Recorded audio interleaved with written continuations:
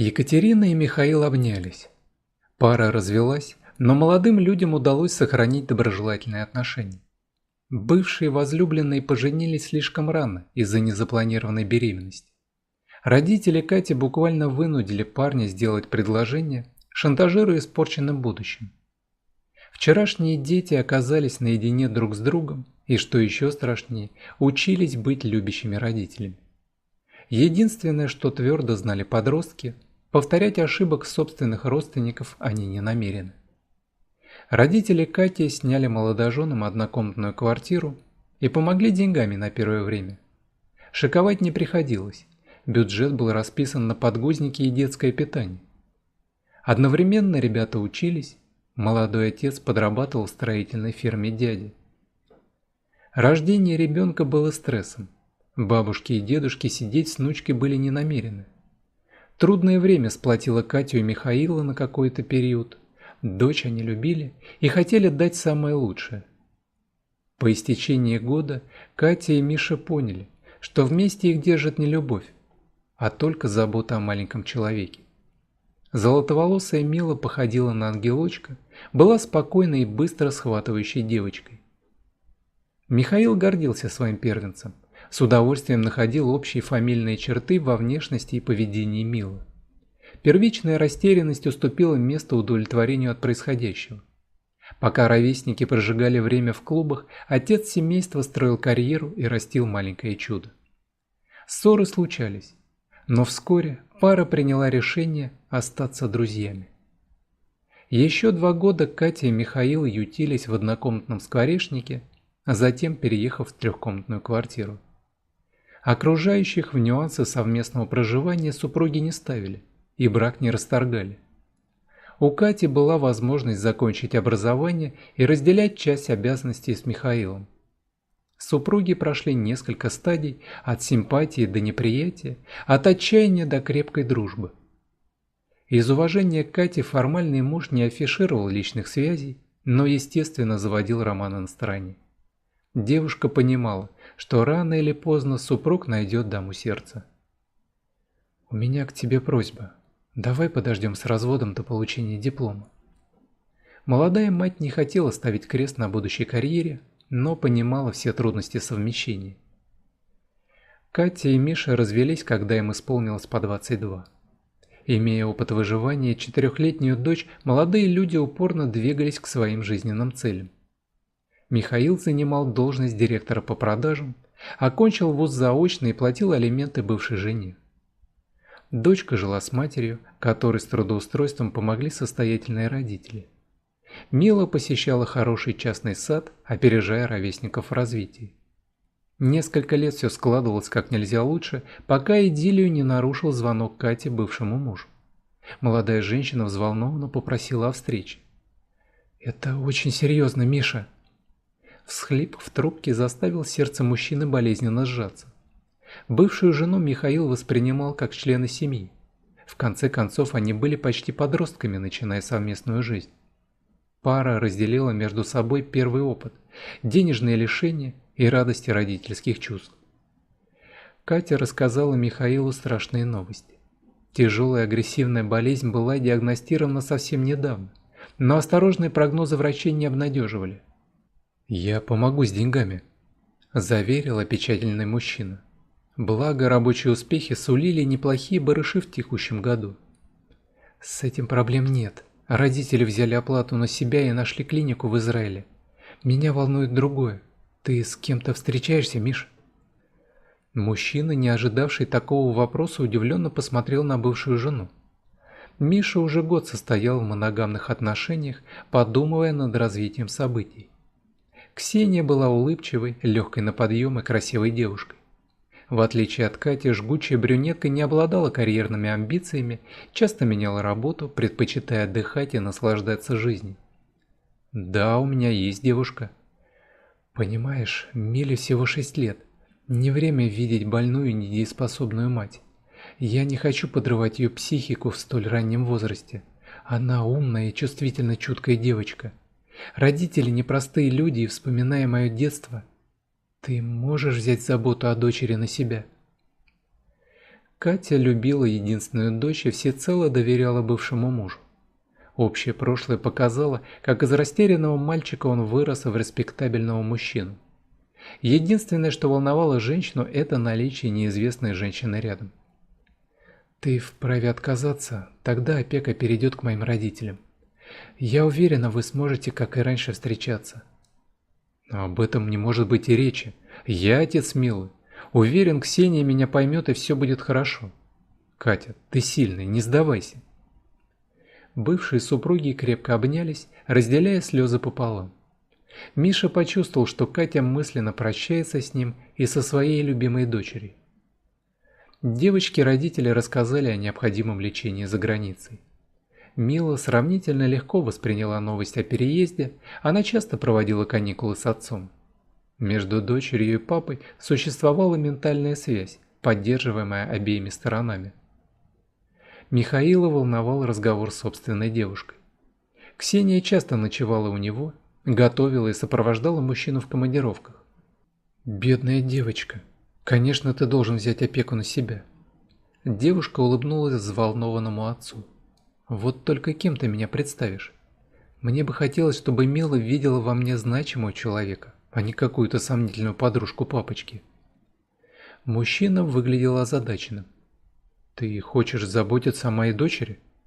«Ну, конечно. Девочкам нужен женский присмотр». Ксения очень быстро нашла убедительные доводы, давно желая переехать в комфортабельное столичное жилище на правах хозяйки. «Я давно хотел предложить тебе переехать». Михаил почувствовал облегчение от такого развития событий. Доверять воспитанию девочки няням не хотелось, а Ксюша была не чужим человеком. Вещи Милы обосновались в детской. Девочка выглядела потерянной и грустной от разрыва с матерью. Михаил освободил несколько дней на работе, чтобы побыть с дочерью и Ксенией втроем. «Кто это?» Вопросительный взгляд остановился на брюнетке. «Я папина невеста, и мы обязательно подружимся». Девушка потрепала девочку по волосам, вызвав недовольную гримасу. «Ну, не стоило так сразу». Михаил уложил дочь спать и уединился с Ксенией в спальне. У Милы и так стресс от всего происходящего. Я должна стать авторитетом для нее, иначе как она станет прислушиваться ко мне? Мужчина вздохнул, решив дать Ксении время. Михаил был очарован дочерью и свято верил, что подобные чувства непременно возникнут у любого, кто познакомится с Милой ближе. Ксения уволилась с очередной подработки, чтобы лично заниматься девочкой. С виду идеальная девушка на самом деле весьма холодно относилась к детям, притворяясь только по мере необходимости. Чужой ребенок был обузой для красотки, нацеленной окольцевать одинокого папашу. Мила стала хорошим предлогом для переезда, и Ксюша вознамерилась довести дело до ЗАГСа. С состоятельным и перспективным мужем избалованная бездельница могла не задумываться о работе и деньгах на дорогие покупки. «А девчонку мы скоро сплавим», – рассуждала меркантильная особа в переписке с подругой. «Заведем общих детей, и никуда Мишка не денется». Мила раздражала Ксению, несмотря на тихий нрав. Девочка чувствовала неприятие женщины, поэтому сторонилась будущей мачехи, все чаще уходя в себя. «Ты выйдешь за меня замуж?» Михаил сделал предложение Ксении спустя несколько месяцев совместного проживания. Мужчина чувствовал себя обязанным девушке. Брюнетка делала вид, что уделяет Миле все свободное время, стараясь выдернуть из апатии, спровоцированной ухудшающимся состоянием матери. Подготовка к свадьбе не заняла много времени. Форсирующее событие Ксюша жаждала заполучить печать в паспорте. Занятый на работе Михаил старался заработать как можно больше денег, чтобы дочь и невеста могли позволить себе лучшие платья и последующий отдых за границей. До праздника оставались считанные дни, и Ксения стала реже появляться дома, оставляя отца и дочь наедине. Мила была рада такому общению. Михаил работал из дома, пользуясь рабочим ноутбуком. Сидевшая рядом дочь попыталась обнять отца, но случайно разлила сок на клавиатуру. «Прости, папочка». Навернувшиеся слезы тут же погасили досаду Михаила. «Да ничего страшного, поработаю с ноутбука Ксении». Открыв компьютер девушки, Михаил наткнулся на забытое диалоговое окно, собираясь тут же закрыть вкладку. Взгляд мужчины заметил имя дочери, и он автоматически прочел написанное, тут же покрываясь красными пятнами гнева. Дрожайшая невеста писала лучшей подруге Свете о поиске интерната и возможности отказаться от воспитания Милы. Знакомая в органах опеки якобы уже дала нужную консультацию и обещала ускорить процесс при нужных денежных вливаниях. Пришедшую из модного магазина Ксению ждали у порога собранные чемоданы. Брюнетка не верила собственным глазам. «Да я рожу тебе хоть дюжину детей, не совершай ошибки. Мила странная и проблемная девочка. Вдруг у нее будут такие же проблемы со здоровьем, как у матери?» Михаил сжал кулаки, силясь контролировать приступы гнева. «Не смей оскорблять мою дочь и бывшую жену, которой ты не годишься в подметке. Убирайся немедленно». Выдворенная за порог, Ксения пребывала в шоке и не представляла, куда пойти на ночлег. Набрав номер подруги, девушка начала поливать бывшего жениха грязью, но сочувствия не дождалась. «Я не ангел, но с ребенком так поступать бы не стала», заявила Светлана, бросив трубку. Отвергнутая невеста в прострации отправилась на вокзал покупать билет в родной город, откуда когда-то сбежала. Михаил попросил у дочери прощения. Любящий отец пообещал дать Миле все самое лучшее, не заменяя общение дорогими подарками и воспитателями. Если вам понравился рассказ, просьба поддержать меня кнопкой «Палец вверх», а чтобы узнавать о выходе новых интересных историй, при подписке нажмите колокольчик. Всего вам доброго. All right, everyone's presentations are done. Nick, the manager, said as he tried to move the discussion forward. Excuse me, I haven't. I recently found out something. Nick interrupted me and began to speak. There's apparently someone in this department who didn't graduate high school and is just a part-timer. Meetings should be for employees only. Absolutely right. His lackey, Mike, of course, agreed with Nick. I'm leaving. After leaving the meeting room, I started to shut down my computer. I noticed that an email had arrived, not in my personal inbox, but in the company's shared email. Thinking, there's no point in speaking up, no one will listen, I went home quietly. The next day, I heard a commotion from Nick's desk. He was staring at his computer screen, his face pale. Nick? Is something wrong? Mike looked at the screen with him. And he turned even paler than Nick. Why is he so angry? Knowing the reason for Mike's distress, I thought to myself, serves them right. My name is Adam. My mother passed away when I was in the 9th grade, and I was raised by my father. Well, you could hardly call it being raised. After my mother passed, my father changed. He drowned his sorrows in alcohol, and though he still went to work, he squandered our living expenses on horse racing. Because of that, I had to start working part-time as soon as I entered high school. Every month, I went to the convenience store with bills in hand that couldn't be auto-deducted from my father's account. Even though I endured it because I didn't want to be alone, I reached my limit in my second year of high school and dropped out.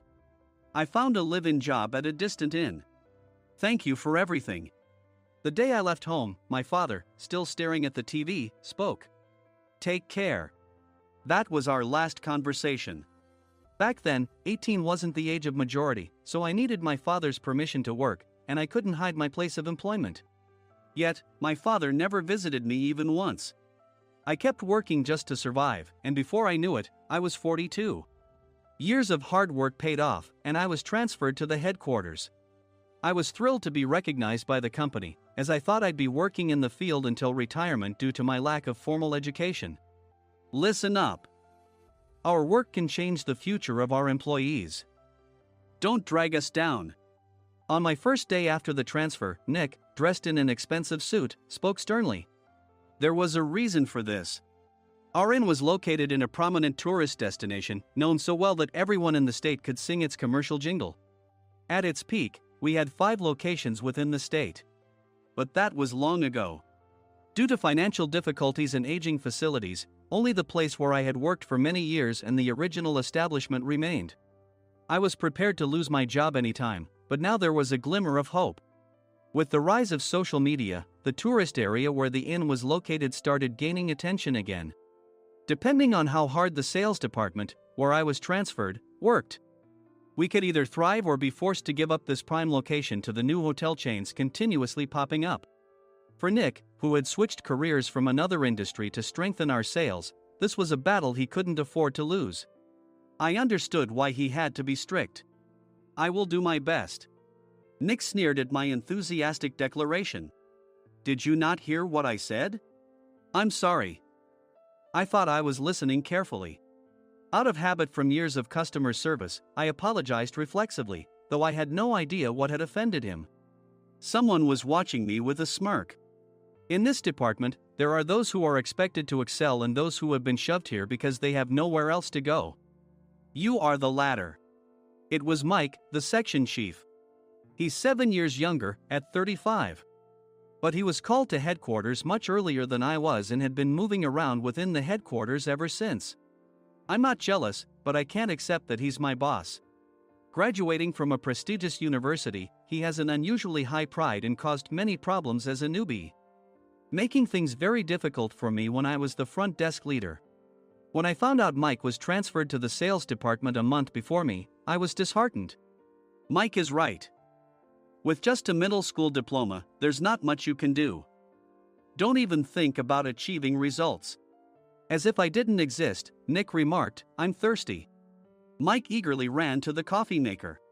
It seems Mike is Nick's lackey. I regretted being happy about my transfer to headquarters, wishing I had stayed on site forever. Send a direct mail to every company on this list by the end of the day. Nick only assigned me tasks that even a new graduate could handle. What? There are over 1,000 companies. You want me to send to all of them by today? Yes, if you and your fellow misfits split the work, even those with nowhere else to go should finish by today. I glanced at the employees typing away expressionlessly. They were worn out from customer service, only thinking about leaving on time, or were women reassigned after having children, with zero motivation for work. Even Sam, a new graduate from the same university as Mike, who was supposed to be among the expected achievers, had no enthusiasm for the job, having joined the company wanting to do customer service. I don't care what they say, I plan to quit anytime, he said. Only Nick and Mike were highly motivated, making all the decisions between the two of them. I originally only wanted to work at the inn to survive and had no particular attachment to this job. I swallowed my words, thinking I had no right to reprimand them. About a month after the transfer, Nick told us with a frustrated look. To commemorate the 50th anniversary, we've decided to create a plan exclusive for one group per day. Originally, Mike and I were supposed to come up with it, but our president, Mr. Thompson, insists on hearing everyone's opinions. So, you all get a chance. As Nick explained, Mike began handing out prints. Make sure not to embarrass Nick. If your ideas are half-baked, you'll have to redo them. It seemed that they had printed his handwritten notes by Mr. Thompson, which included several questions and a section for free responses. It made sense why Nick had to seek our input, given that all responses had to be submitted to Mr. Thompson. We were given a week to think about it, and a meeting was scheduled to compile our ideas. My plan is to let guests enjoy both the old and modern America. Nick began the presentations. Guests would watch a master confectioner at a nearby traditional sweet shop make sweets in front of them. The welcome drink would be premium tea in a bottle. Nick's plan was certainly attractive. After his presentation, Nick called on us to present in the order we were seated.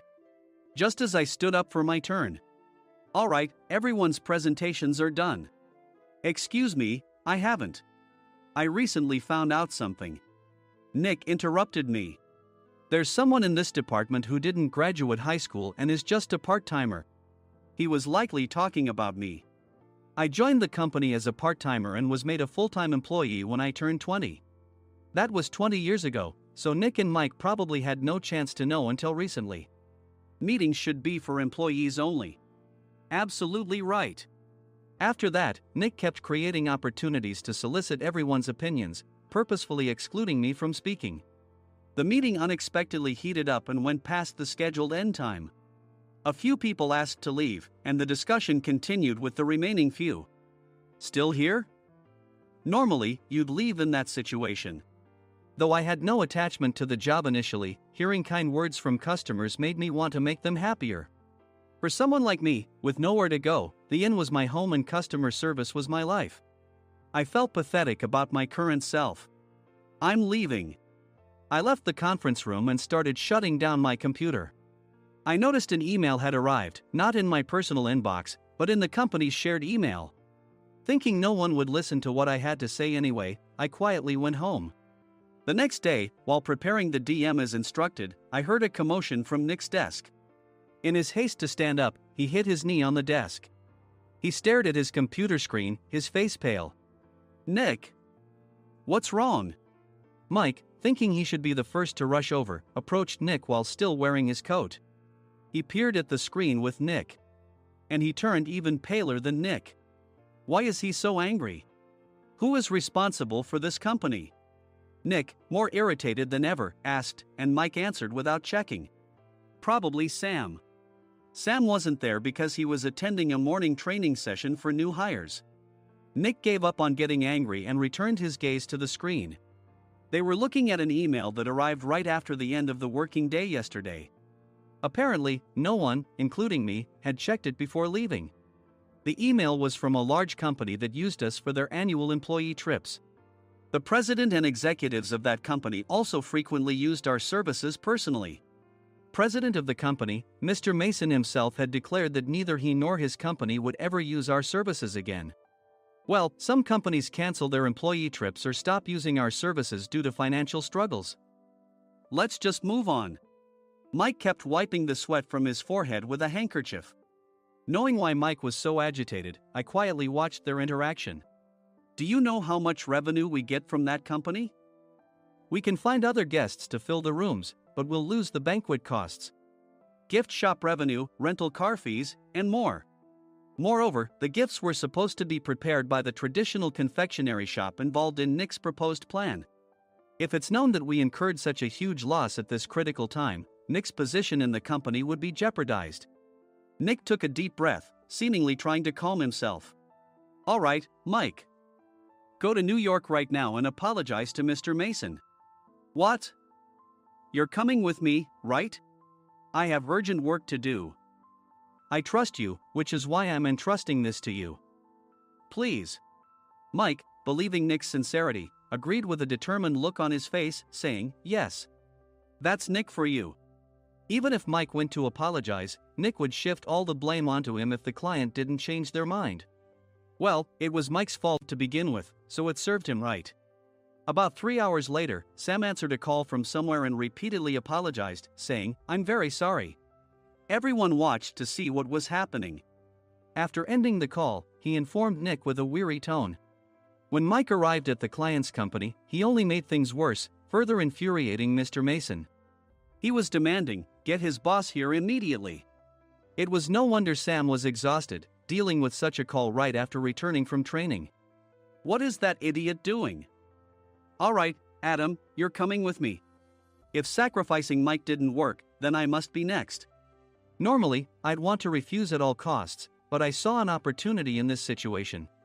If I can be of assistance, I'd be happy to join you. I obediently followed Nick, and we flew to New York. When we introduced ourselves at the reception, it became clear how serious the situation was. As the receptionist personally escorted us to the president's office. Angry voices leaked through the door, making both Nick and me uneasy. Excuse me. I'm Nick, the supervisor. I understand my subordinate has caused you trouble, and I deeply apologize. Nick, with his experience in the corporate world, knew enough to offer an apology before excuses. However, his customer service skills left much to be desired. I sighed as I saw Mike trembling like a small dog in the corner of the room. What kind of training are you giving your subordinates? Mr. Mason glared at Nick with a red face. The intensity of his gaze made even Nick take a step back. Regrettably, I joined this company only 2 years ago and was unaware of Mike's issues. I should have identified his shortcomings sooner. Indeed. I should have realized sooner. No sensible person would come to apologize and then give a lengthy presentation on the drawbacks of not using their inn. Nick froze, his mouth slightly open. Suspecting the worst, I picked up the documents that had fallen to the floor. It seemed Mike hastily prepared these documents on the plane, listing the disadvantages. Disadvantage 1: if you change the venue for the company trip, employees might suspect it's for cost-cutting reasons, leading to a negative impression. Reading it aloud half-jokingly, Nick snatched the papers from my hand and checked the contents with a furious expression. Among the stack of documents was a receipt from a nearby convenience store's copy machine. I felt a pang of dread, hoping he hadn't shown the receipt as well. What do you think he said when I asked what kind of nerve he had to do this? I'm very sorry. Faced with the dire situation, Nick must have thought there was nothing left to do but apologize. In a voice smaller than I'd ever heard from him, he uttered words of apology. He said, "I'm a Harvard graduate. I don't believe I said anything wrong." Mike! What have you done? Forgetting his plan to pin the blame on Mike, Nick yelled loudly, even in front of Mr. Mason. "I didn't do anything wrong." "You're still saying that? Look at him." Mike pointed at me with a shaking hand. "I was assigned to headquarters in my 20s and now I'm a section chief. This guy only made it to headquarters at 42. Everything I've done proves I was right. So why are we losing the contract?" Having said his piece, Mike collapsed to the floor. "Of course. You were sent there because you had nowhere else to go." Mike never expected to hear such words from someone he looked down upon. He lunged at me, and Nick hurriedly stepped in to stop him. "Mr. Thompson told me Mike is a quick thinker, and to take good care of him." There's no way he was pushed aside. "Don't make things worse here." "He didn't say quick thinker, he said only quick-witted, didn't he?" I don't remember that part." I recalled the many troubles Mike caused when he was a newbie. When Mike was on the front line, his pride was so high that he never apologized to customers.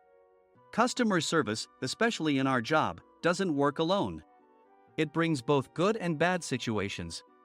If the front staff or housekeepers made mistakes, or the cleaning company didn't properly clean a room, one had to apologize to the customers regardless of personal fault. Mike, in such situations, would never apologize, insisting he wasn't at fault. This often angered customers, and as the front desk leader, I frequently had to apologize on his behalf.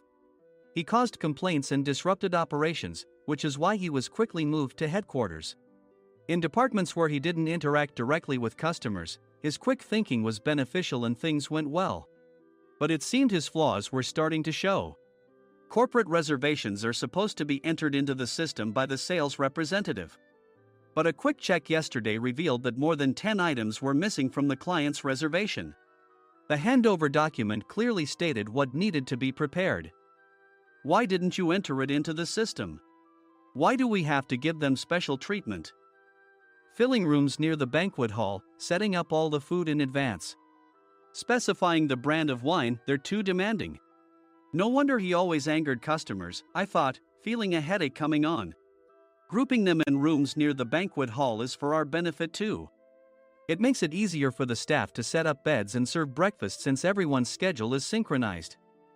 As for the other requests, Mr. Mason suggested them to lighten our load.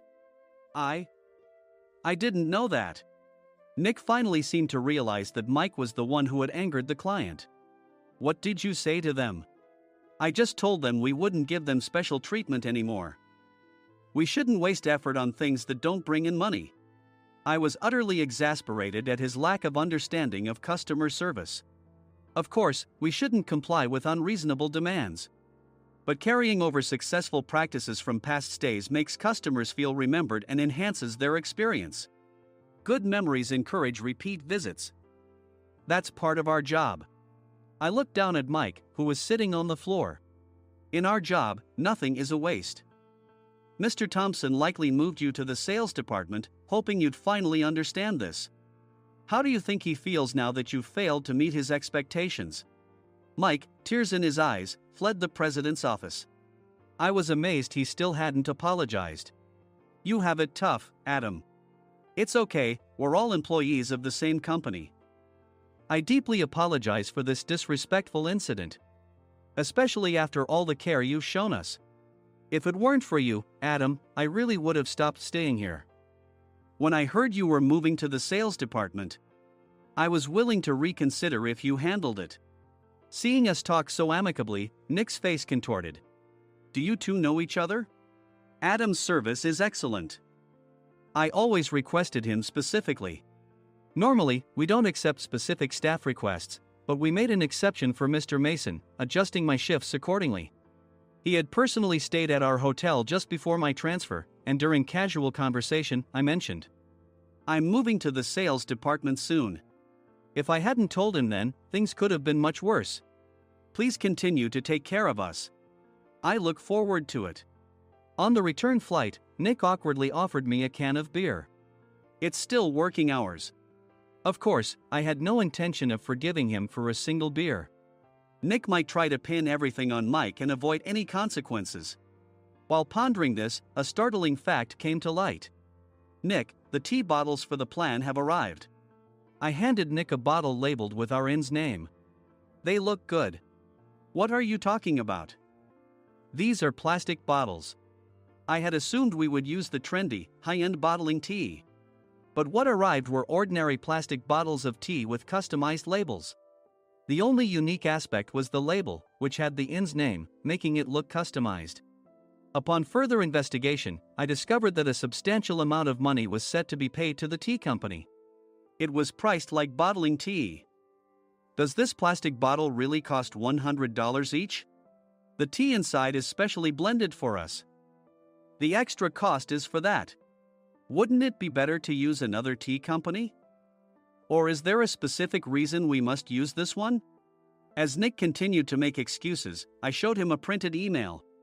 I informed the tea company's president, Mr. Mitchell, that we discovered irregular payments and he confessed. He said you two were high school classmates and planned to split the extra money. That idiot. Why did he confess? That's not important. You should worry about yourself, this could turn into a police matter. Opening the bottle cap, I suggested. How about calming down with this tea? It supposedly has a relaxing effect. Nick drank the tea frantically. In the following days, decisions were made about their fates. Mike was reassigned to the General Affairs Department, with no chance of transfer or promotion, as per Mr. Thompson's orders. As for Nick, since the payment to the tea company hadn't yet been made, he narrowly avoided legal trouble. Instead, he was encouraged to leave the company, and to avoid further complications, Nick submitted his resignation. Rumor has it that connections between HR departments have made it difficult for him to find new employment. Even though it was good to have those two gone, something unexpected happened in the sales department. Everyone became motivated and united in refining the 50th anniversary plan. In the end, my plan was adopted. We collaborated with the Tourist Information Center to provide personalized guides. The plan, tailored to the number of guests, was truly special for the 50th anniversary. Hey, is Adam's family coming to stay? I immediately booked that special plan for my family. Sam noticed it on the reservation list and quickly picked up on it. Yes, I'm inviting my father. That's great. I might invite my parents too. I lacked the courage to face my father just as Adam. But here, with the confidence Mr. Mason praised, I felt ready. The 50th anniversary plan was a perfect opportunity to reconnect with my father. I hoped to bring back the days when we could laugh together as we once did.